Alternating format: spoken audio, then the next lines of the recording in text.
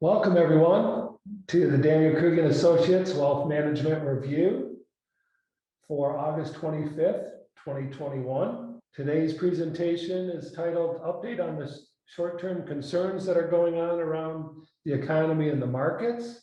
My name is Istvan. I'm the Chief Compliance Officer and Associate Wealth Manager at Daniel Krug Associates.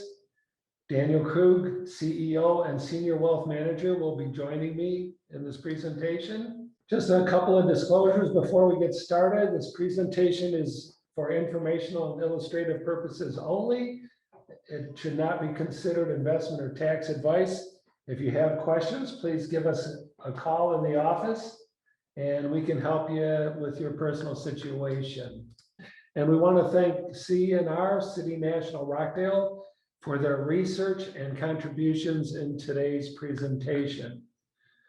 So let's go right into the agenda for this week. We're going to be talking about the economy, the markets, and the opportunities that we have moving forward.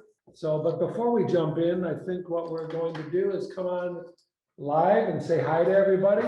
I'll move in a little bit. Hello, everyone. Good to see you guys. Yes, absolutely. If we only could. Sorry, we're looking at the camera, so we can see each other. I'm not sure we can see you, but we have you in our hearts. How's that? So we hope everybody's enjoying their summer. We are in August. It seems to be going by pretty fast. Yeah. There's a lot happening. There's a lot of positives and negatives. Yeah, there are. There are. Matter of fact, we're going to go through just kind of giving you an update on the markets and the economy today to get you up to speed. So I'm going to talk a little bit about where we are with the economy as of August moving forward here. And we're going to start off with retail sales. You got to understand that it's really the consumer that drives the U.S. economy. And what this chart is showing, it's showing the retail sales seasonally adjusted by month, going all the way back to 2000 and up to where we are in 2021, halfway through the year. You can see on the right side of the chart, the dark blue line, the severe drop. And that was when COVID hit in March of 2020, starting actually the end of February. And that huge drop in sales. But look how fast the recovery took place, especially when you compare that recovery time, that thin shaded line compared to the recession in 2008 and 2009, how wide that shaded area was for the drop in sales and how long it took to recover. We've seen a huge, rapid recovery in retail sales, which is a good sign, which is what pulled us out of a supposed or potentially long-term recession that could have been starting then. But let's go a little deeper into what actually took place inside of those sales, because there's two components to this. There's goods and services. I'm sure you guys have heard of that. And when we break it down of where the sales were happening, the chart on your left is talking strictly the rebound in goods, in the sales of goods. What are goods? Those are things like computers, lumber, pens, paper, any hard physical thing you can buy is represented in goods. On the right side is sales of services, and services is what took the big hit and still hasn't fully recovered. Those are things like going to the barber. They provide a service. You're not buying something from them, a hard physical asset or something you can consume. They're cutting your hair. Waitresses, those are services, things like that. The service industry took a huge hit and that has not fully recovered. So you can see the disparity here in goods and services, which are measured basically in retail sales, but it's not consistent throughout the whole industry. Next is the $2.5 trillion that we have sitting in savings. This is an amazing, amazing figure when you look historically, which this chart only goes back to February, which is basically when the COVID started and what had happened to personal savings. We've seen a huge growth in the supply and the money supply of people in their individual bank accounts, investments and things like that. You couldn't go out and spend the money. A lot of companies were allowing people to work from home or do some type of work from home and keep earning a paycheck.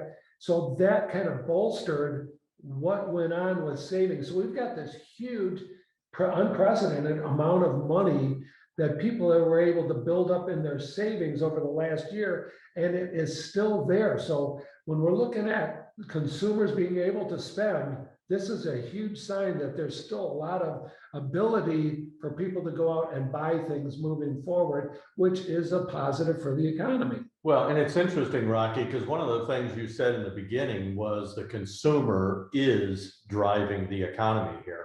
Right. And this just kind of amplifies why things aren't as bad as we might have thought they were going to be. Correct.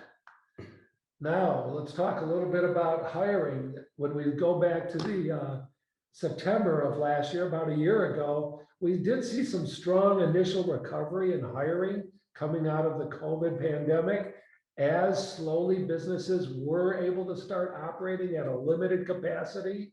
And obviously the essential businesses were fully functioning.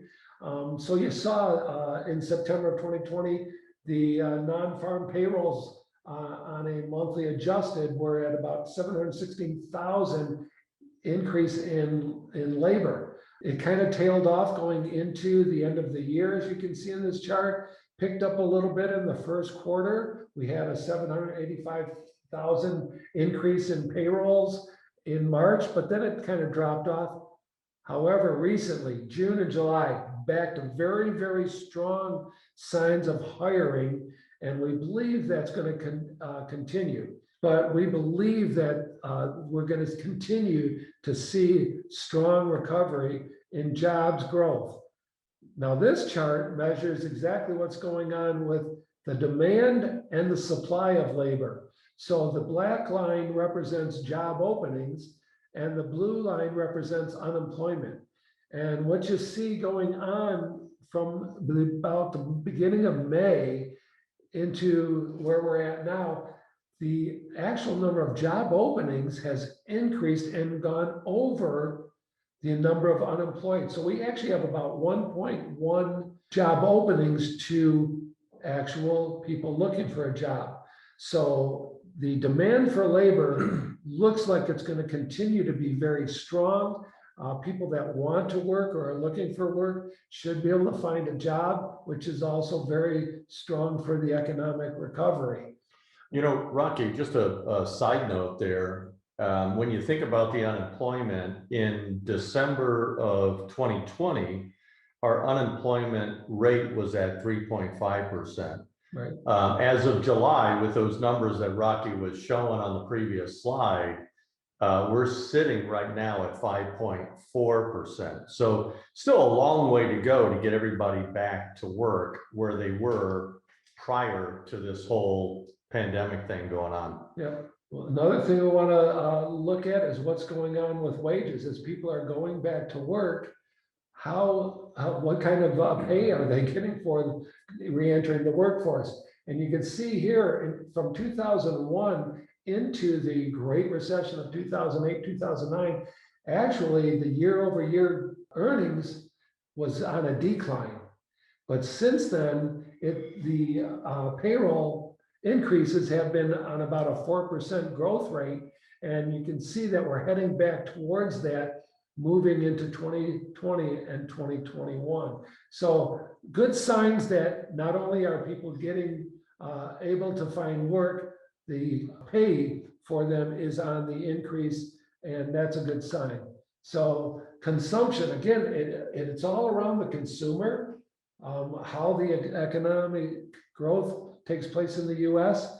When we're looking at consumption, we saw about 7.8% growth rate in consumption for the second quarter of this year, and we expect that to stay strong. However, we do have some issues that are creating problems for us, and I will talk about what that is in a second. But what this chart is showing is when we look at the blue line, this is retail inventories. And retail measuring inventories tells us basically how well consumers, when they want something, can go get it because there's a certain amount of inventory that's available. Look at the drop that's taken place since April of 2020 through April of 2021. Inventory levels are at all-time lows. Now let's compare that to the black line, which is the number of containers that are coming in on a monthly basis into the Los Angeles harbor. That's bringing goods into the country. We have seen an extreme uptick in the amount of shipments coming in. However, we're not able to still meet the demand because the inventories are not growing. So that's what this is representing. Even though we are trying and we have increased the supply chain, we are not able to keep the inventory levels up to meet all the demand that is out there. And one of the reasons that this is happening is, as we know in the automotive industry, since we're an automotive town, we know that there's a lack of semiconductor chips to put in vehicles. And as long as there's these supply constraints out there, inventories are going to remain low. And not only does it affect autos, but think of it. Today, you even have washers and dryers that have computer chips in it to run the digital panels that control your washer and dryer. You've got cell phones, you've got computers, all those things that require chips are having issues with getting supply, which minimizes the amount of production that can take place. So we're not able to build inventories in a lot of areas right now moving forward. So that's going to take a while to work its way through the system, and that will hinder the consumption rates moving forward, but we still believe they will remain strong because of pent-up demand, because of what we showed you before, the amount of savings.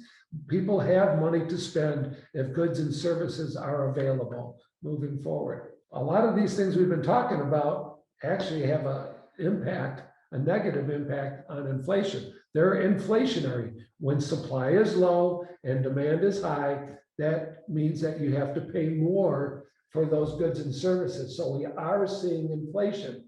But what we're trying to show here is what is actually happening to the core inflation rate since 2000 through the pandemic of 2020 and now where we're at. And you see that black line, the huge jump here in 21, where core inflation has really spiked and jumped up from an average of about 1.5% to 2%. We're up over 3.5% to 4%.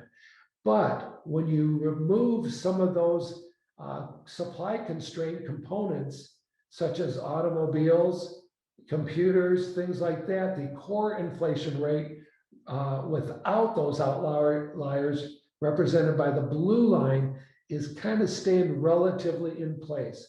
And this is why you're hearing, while we're talking about inflation is here, people and the economists are believing it's short term, because as those supply disruptions improve into next year, we believe the core inflation rate will come back down to these more normalized levels. However, in the short term, we're seeing it, and it's pretty significant. When we look at gross domestic product, we have actually recovered back at the end of the first quarter of this year to the pre-pandemic levels. And we are continuing to see rapid growth in the overall gross domestic product growth rates over this year and next year. We believe it's going to be above the historical averages. And that dotted line is kind of representing where we were pre-COVID.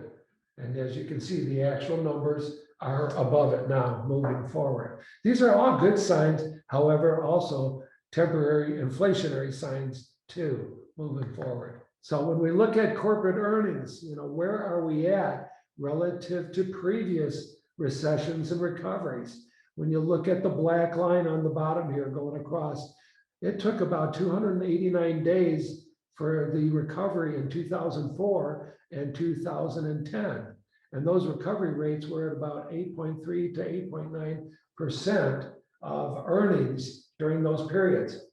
When you look at the blue line, the top line, look how fast we recovered from the pandemic as far as corporate earnings. Corporate earnings in 2021 are expected to be about 19.7% growth rate year over year. And we're projecting on that kind of grayish blue line, the 2022 earnings growth rate will be about 11.8%. Not as strong as this year, but still a very, very solid second year recovery, looking at it compared to 2004 and 2010. So earnings outlook very strong at this point. We believe it will continue into 2022. When we look at corporate net profits, the change from 2020 to 2021, you can see the overall S&P here on the left side of the chart, the black representing 2020 second quarter. Net profits were averaging about 9% for the S&P 500 firms. This year, they're up to about 13%. That's a huge increase over last year. And when we break down the sectors, the financial industry recovering very strong at 21% net profit margin for the second quarter. Industrials, 9% this year versus 2% last year. Information and technology actually is one of the slower growing. However, if you remember coming out of the pandemic, they were the strong suit. They were the companies upholding the pandemic and keeping the market going, keeping consumers going, because they were the ones supplying the goods and services when other companies were shut down. They could continue to operate. So even though they had a strong 2020, you can still see they're very strong this year at 25% net profits in the second quarter of 2021. Consumer discretion more than doubled compared to last year. And energy, which was flat, basically having a fairly strong 6% profitability in the second quarter of this year. So overall, we think the S&P, the U.S. Businesses are strong, the large businesses are strong, and we believe there's continued opportunity there moving forward. It is amazing how far we've come with this economy, but I look at a lot of those numbers and well, there's a dichotomy still going on right now, because we have parts of the economy that aren't doing well, and you've got other parts of the economy that are just booming at this point. And it's showing up in the inflation rate, it's showing up in the profits, it's showing up in the markets and the different sectors out there. That's why it's so important. You can't just have a buy hold strategy in the economy and the markets we have today. We really do have to have a targeted approach as you see the winds, kind of changing out there as to where the profits are going. What sectors are going well and which ones are still lagging. Right. And that, I think we're going to see, when you think about the stock market, the accounts, the money managers, I think you're going to see a rotation going on, because the tactical managers, that's what they do. And that's how they really kind of get the returns that they've been getting, so far. And they know how to overweight, underweight those sectors to give us the returns, to keep those returns on track of what we're trying to accomplish overall for our clients. So, yeah, and it is interesting, because when you were talking about like supply chain and everything, many of you know that we're looking to build on a piece of property, and I just got a notice this morning from the builder that the garage doors, which seem to be in low inventory right now, are 9 to 12 weeks out just to get the garage doors. So, there's strategic planning that's got to go on for everybody. If you're looking out there buying products, when do you do it? Do you wait, if prices are high in certain areas, or do you go ahead and go full steam if you've got the extra funds to pay for it, which it appears a lot of people do at this point. Right. And I think that's what's keeping the demand up in the housing market, in the auto markets, things like that. The fact that people have the money, they're willing to pay more right now than normally you would. So why don't we move on and talk a little bit about the actual markets and what we're seeing. Okay. Yeah, let's go ahead and do that. The markets, August 2020, let's go ahead and move forward. So when you're looking at the overall sectors out there, the US sectors really are moving pretty strongly right now. When you look at the left side of this screen, you've got a pie chart there, and it's showing you that many things are starting to return to some kind of normalcy, especially in the service, the travel, shopping, restaurants, things like that. And you can see that the core equities, the new buys by sector, are really ramping up there, as the pie chart shows. And you can see that the financials are really driving it right now. If you look at the right side of the screen, you see the average 2020 EPS change by sector. So when we think about the money managers and where they want to go to invest, this is the type of information that they're looking at. So if you look at the far right side of the chart where the S&P 500 is, you can see that, you know, we're targeting an average of 12% there. But then when you look at consumer discretion, financials, information technology, industrials, and healthcare, you can see that they're moving substantially higher. And this is what we're talking about with the money managers looking at this data, making some adjustments, and continue this ball rolling down the stream here to make sure that we get the returns and kind of capitalize on what's going on in the markets out there today. So that's a very positive thing right there. Moving forward, we've all seen this chart. Matter of fact, many of you have seen it a lot back in 2020, because we were talking about the S&P 500, the PE ratios, or forward price earnings ratio. When you look at this chart, the red is overvalued, the yellow is fairly priced, blue is attractive, and green is very attractive. And I'm gonna point you to 2020 and 2021, so the far right side of this screen, where you can see in 2020 the PE ratio was really kind of starting to get up there. We were in the mid-range of that overvalue. But what we know now, and what's happening with a lot of these companies, the profitability is growing, which is lowering the PE ratio. So that's why when we're looking at moving forward here, you've got two aspects of it. One is the PE ratio going down because earnings are so good. And the other aspect of it is we do still have parts of the economy, sectors that haven't really kicked off yet, which we believe as things go to normalization, we will see those areas get an uptick as well. So we're not worried about things being overvalued right now. The signs aren't saying that we've got an issue. So it's full on with equities at this point and risk moving forward. Let's talk about emerging markets, Asia a little bit here. They remain relatively strong when you're looking at it. So let me explain this chart a little bit for you. On the chart as a whole, when you're looking at the numbers on each one of the bars, the lower the number, the better. And what we're referring to is the global equity markets summary score analysis. And this is something that City National Rockdale puts together to kind of give an understanding of where are the opportunities. So on this chart, you've got on the left axis here, 0 to 250. And then on the horizontal axis, you've got the different market areas. And what we're seeing is in the US and in the emerging markets, Asia, there is still a lot of opportunity there. So you'll see the US still be overweighted in a lot of the portfolios, but you will start seeing a little bit more peppering in of the emerging markets, Asia.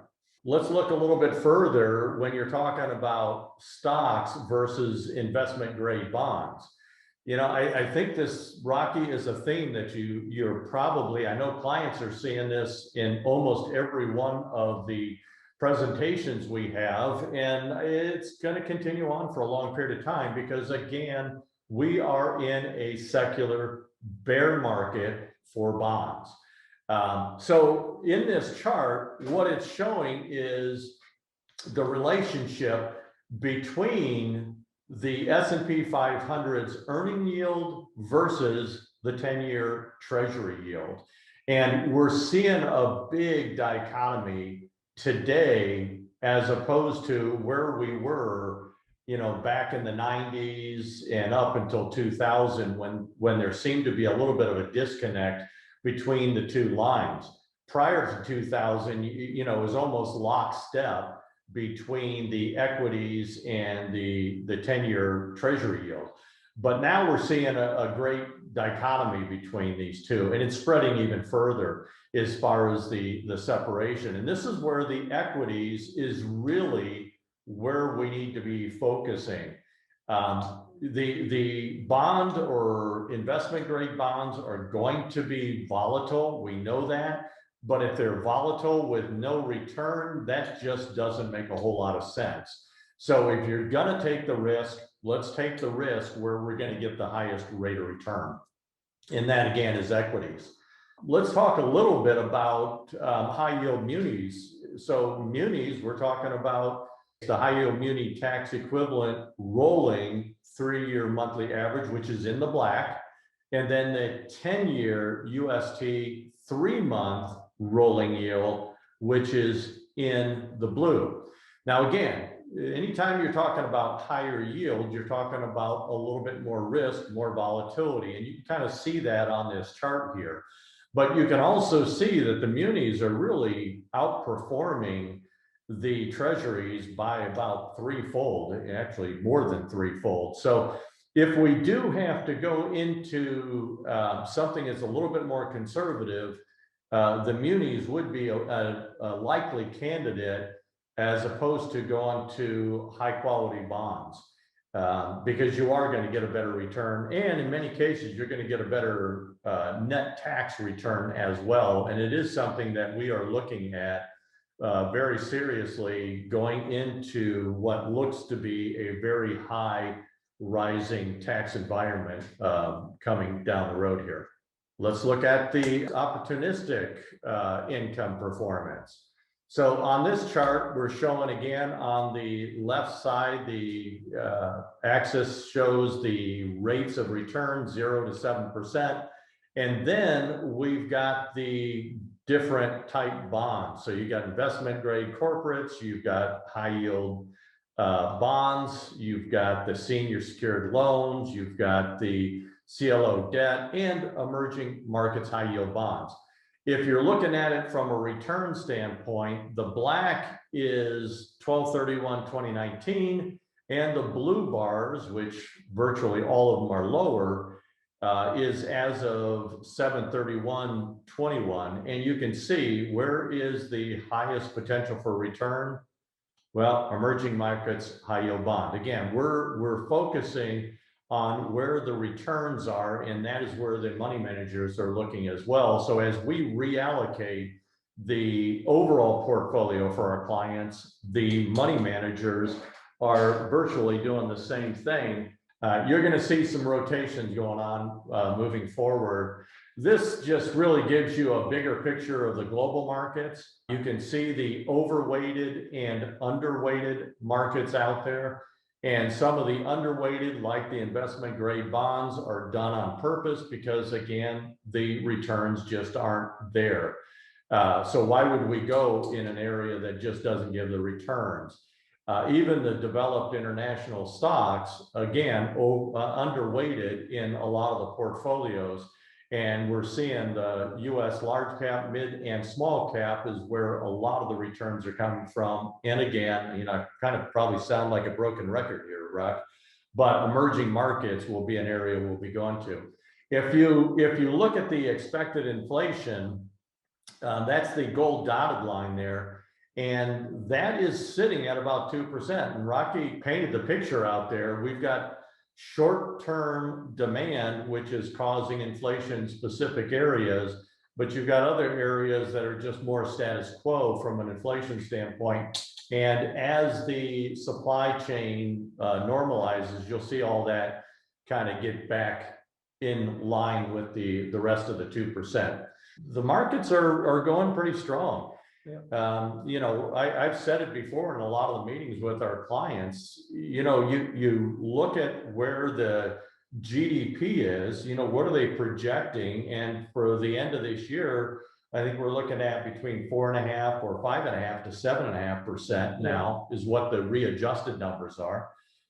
So not likely we're going to have a recession when you've got GDP numbers like that. Right. And same thing looking forward into next year. They're looking very, very promising. So unless we get some kind of black swan event, and in case you're not aware of what a black swan event is, you don't know when it's coming, you don't know what it's about, you don't know how it's going to affect you. So you can't plan for those things. You can have strategies to implement if they happen, right, based on experience, but you don't know when they're going to happen. So right now it's risk on, and let's keep moving forward and capture the gains out of the market. right. And that's another reason to be tactically managed. Oh my goodness, yeah. You look at COVID. COVID was a black swan. Nobody saw that coming. Yeah. And there were winners and losers. We know about that. We've talked about it. You know, how the airline industry took a huge hit. Anything that got shut down, well, at the other time, companies like Google and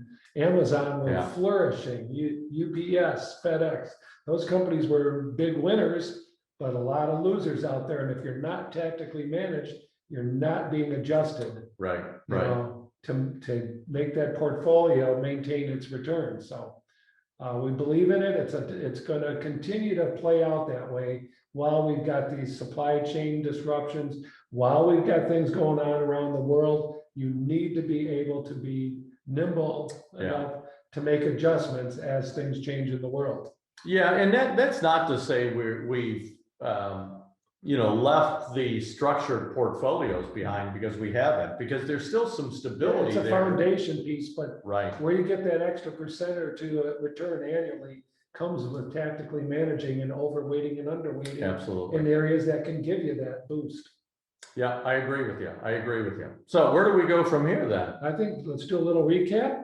All right, that sounds good. And what we're looking at moving forward. And here we go. So the recap. As we're moving forward, again, businesses and consumer spending is really driving a lot of the increase with the goodness gracious, the $2.5 trillion savings for the consumer. So that's driving a lot of it. Durable labor market recovery, enhanced wages really have increased. And again, it's not in every area. There are sectors where the recovery is really helping the labor market with increased wages. State and federal spending are supported by positive tax revenues. There is significant monetary stimulus going on out there. Now, I think this question begs to be asked, and I don't think we're going to get an answer here right now, Rocky, but if the economy is moving so well right now, and if they're forecasting out the GDP because of the opening and everything going on, if they're forecasting that to be so positive, why on earth do we need to spend another $3.5 trillion to stimulate the economy if it's already stimulated? That is only going to cause problems from a tax standpoint. And, I've said it before, I'll say it again, it's no less true now than it was before. And that is, I believe taxes are going to be the biggest wealth robber of the future. So again, if we don't need to spend the extra money because things are going so well, let's not spend it. I mean, talk to your representatives, let them know that, we really don't need all this stuff. And I'm not saying not anything, because some of the stuff in the bills is good and positive. But boy, how long can we overspend before it really creates a problem with our economy through tax? Then inflation, again, wages increase, prices of leisure and auto are expected to moderate over time. and not a long period of time either. So we're looking at, gosh, what I'm hearing is really a year and a half to get a lot of this back to a very normal situation. Earnings for the S&P 500, we're setting another record high in 2021. Asia and Europe recovery is still progressing. Equities, longer term, return to more moderate numbers. And now this is interesting because City National Rocktail talks a lot about don't expect to get the returns that you've been getting. And I think we all need to understand double-digit returns 2 years in a row like this is not really all that normal. Right. So what they're saying is if you've been getting, 15, 20, 22% rates of return, don't expect that too much longer. I mean, I think we'll get it this year, next year, double digits, but it will get back to a normal situation where we would expect to get lower returns long term. But I am here to tell you, this is helping everybody on their since inception rates of return, boosting them. So when we do have a downturn, because we will have a downturn, that will help keep us in line for our target rates of return for each one of our clients. It's been 500 plus days since the last significant market correction. So a pullback would not be a surprise. So seeing anything 5, 10, 15% pullback, that wouldn't surprise us, shouldn't scare anybody. It's something that is going to happen. We just need to be aware of it. And if we can do some Roth conversions during those pullbacks, that can only plus us. The last one, challenging return environment for investment grade fixed income. We all know that. We all know that it's really going to be an issue. But again, when we talk about everything that's going on in the world, we do have solutions, and it goes down to our wealth management. And again, investment consulting is a piece to it. It can be the driver to real advanced planning, which gives you the wealth enhancement strategies, the wealth transfer strategies, wealth protection, and charitable giving. This is why, when you look at the way our firm is designed and the way we architect the overall plans for our clients, it's this schematic here that we follow to give our clients not only good rates of return, but make sure that you get to keep as much as you possibly can. It's a strategy, it's a plan, it's something that we believe wholeheartedly, and it is working very well for our clients. People say, tell me more. Well, you can go to our YouTube channel, and on that YouTube channel, you can see all sorts of videos, many strategies that we have laid out. And oh, by the way, you can also go to our website, which on our website, if you don't know how to get to the YouTube channel, you can go directly on mydkna.com and go to the area where you've got all the videos and the replays, and you can click right on that and it will take you directly to the YouTube channel. That's really it, Rocky, for today. So for the clients, don't worry. We've got things handled on this side. You take care of your family, and we will take care of you.